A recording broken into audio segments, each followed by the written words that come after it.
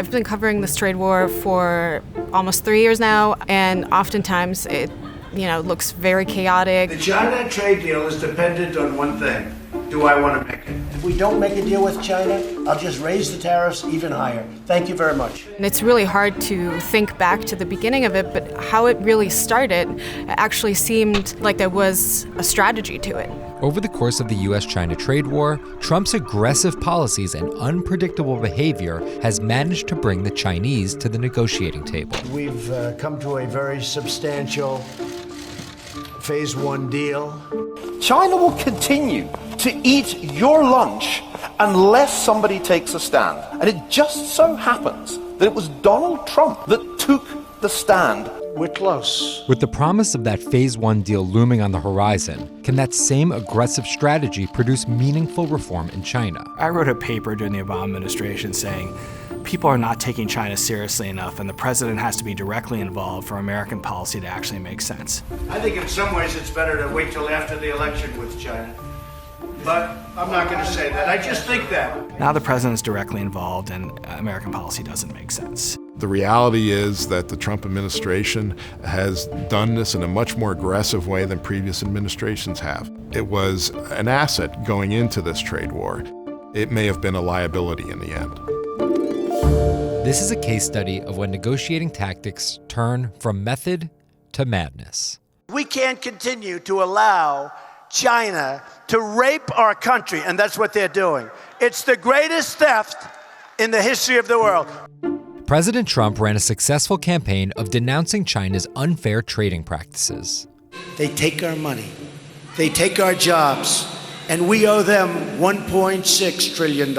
I think it's important to understand that the president inherited a very difficult situation, one where we probably should have addressed some of these problems with China a lot sooner. But I think the president had great wisdom and courage to step up and realize that we really can start to make progress. And after becoming president, his team began devising a strategy on how they could rebalance the relationship with China. And this man, Derek Scissors, was part of those initial conversations. The goal starts with, we're going to focus on intellectual property, which we were trying to decide, how do we get the Chinese to reduce their intellectual property coercion and theft? They weren't going to stop, but how can we reduce it? How can we show we're serious about this issue, change their behavior? And that got pulled into the president saying, I want high tariffs. I want to reduce the trade deficit, which is a completely different goal. Putting tariffs on all firms doesn't discourage theft and coercion of intellectual property because it doesn't punish the guilty, it punishes everyone. Tariffs are really the big bazooka in the trade world. You don't like to use them normally, or if you do use them in the trade world, you tend to use them for short-term leverage to try and get someone to the negotiating table. In March 2018, Ambassador Lighthizer, the trade representative, was testifying on Capitol Hill, and he was kind of laying out what he called an algorithm. The purpose of your algorithm is to pick out things to the extent you can that are in that category. Things that are in the category of have the maximum effect on China and the minimum effect on U.S. consumers. The initial number that folks at the U.S. Trade Representative's office came up with was $34 billion. And the president looks at it and says, well, that's not big enough. And we've seen this a lot in our reporting covering this trade war, that the president really likes round numbers. A second list of $16 billion of Chinese goods is published, raising the total initial tariffs to $50 billion. And while looking back, this may seem haphazard, it is part of President Trump's strategy. And this is just the beginning. I want to tell you that. This is just the beginning. Donald Trump has always had two things he's tried to accomplish through these trade wars. One is selling it domestically to his base. He wants to be seen to be punching China in the nose. And the second thing is his old art of the deal approach, and that is he likes to destabilize people across the negotiating table. This administration has kind of prided itself on being unpredictable. Kind of the notion that unpredictability is a real strength in a negotiation, because if they don't know what you're going to do, somehow they're going to give you more. But not everyone agrees with that sentiment, at least in regards to the larger intent of getting a deal done with China. To me, they haven't been unpredictable at all. I think the president has been saying for 2.5 years that he wants to have a deal with China. if he can get a deal that is good and that is in U.S. interests. And he's gotten a deal with Korea, and he's gotten a deal with Mexico, and he's gotten a deal with Canada, and he's gotten a deal with Japan, and we're having these negotiations with China. Early on, the maximum pressure strategy only resulted in the Chinese responding with tariffs of their own, going after areas that could hurt Trump's political base, imposing tariffs on the auto industry, pork, and especially soybeans. Once the Chinese stopped buying soybeans, the impact in the markets was pretty stark. Immediately, the price collapsed and farmers started getting hit. So when you engage in this, tit-for-tat tariff war, the question is really who can live with the pain for longer. And obviously that is a question of political will. And that's always going to be the case, and there's sort of no way around that. Fortunately for us, President Trump has shown that he has that political will. For the rest of 2018, the two countries would raise tariffs back and forth. The U.S. would go from its initial $50 billion in tariffs to $250 billion, and China's total tariffs would now hit $110 billion of U.S. goods. Eventually, these tariffs would have their desired effect. In December of 2018, President Trump and Chinese President Xi Jinping would meet face-to-face in Buenos Aires. Start our meeting where we'll be talking about a number of topics. At that dinner in Buenos Aires, the two leaders agree that they won't raise tariffs on each other anymore, or at least for 90 days while they try to negotiate a new deal. Over the spring, the two sides keep negotiating, but the Trump administration seems to be moving the goalposts, or at least that's how the Chinese see it. One, they refuse to lift tariffs as part of any deal, and secondly, Trump seems to be constantly increasing the amount of purchases he wants to see from China. At one point, he goes from $1.2 trillion over 6 years to a $2 trillion number, and that just seems both impetuous to the Chinese, but also economically impossible. By April, the two sides create a 150-page document, and there's optimism that a deal is in sight. And, the White House was very confident that this, tough negotiating strategy from the president has really, turned out to get results and fix the issues that they went into this trade war for. My understanding is that both sides were actually discussing where the leaders would meet to sign the agreement.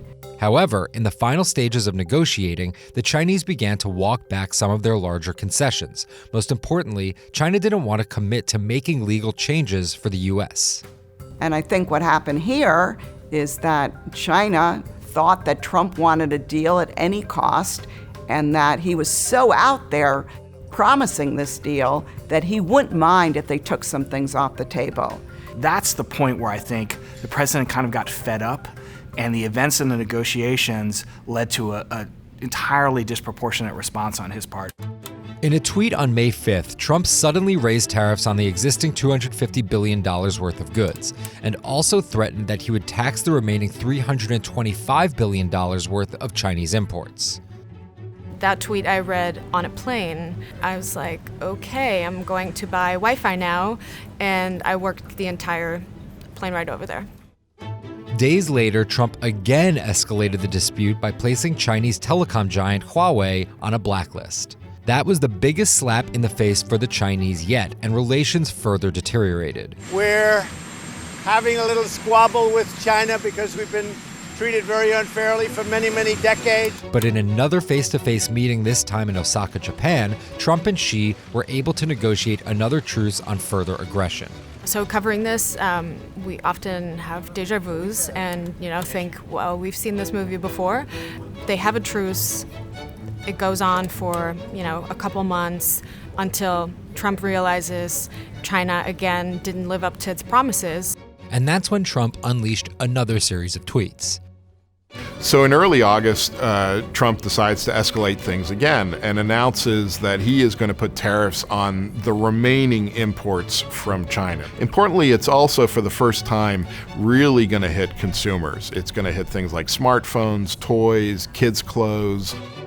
And this is the first time that the trade wars are really going to come home for a lot of Americans. After a year and a half of all this madness, Trump's advisors told him, if you want to get reelected, you have to stop this now. We need to find an off-ramp.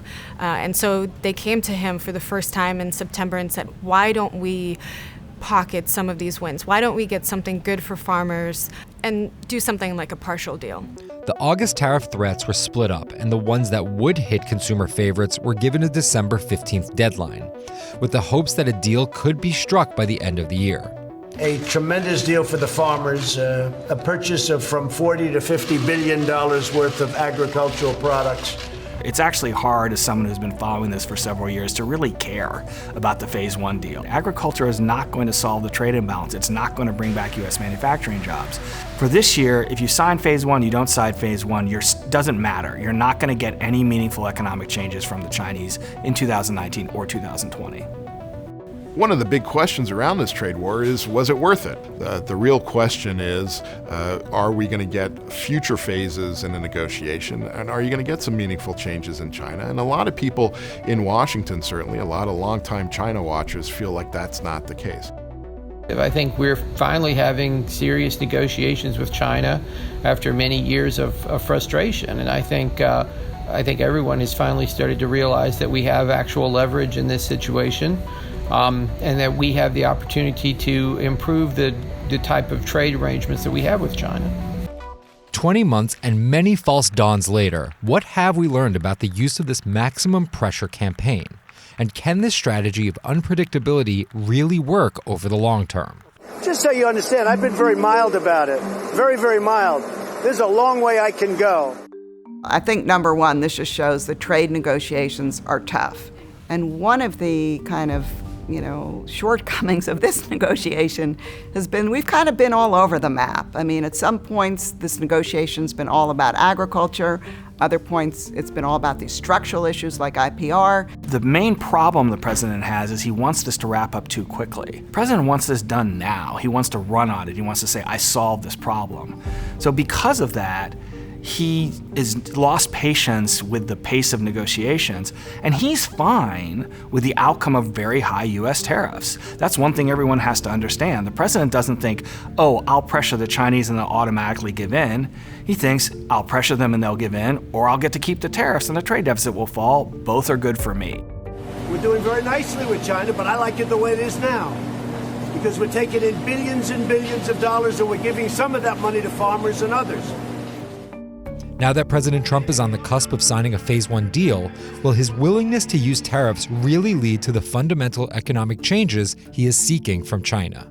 If you want to be a good negotiator, some element of unpredictability is useful.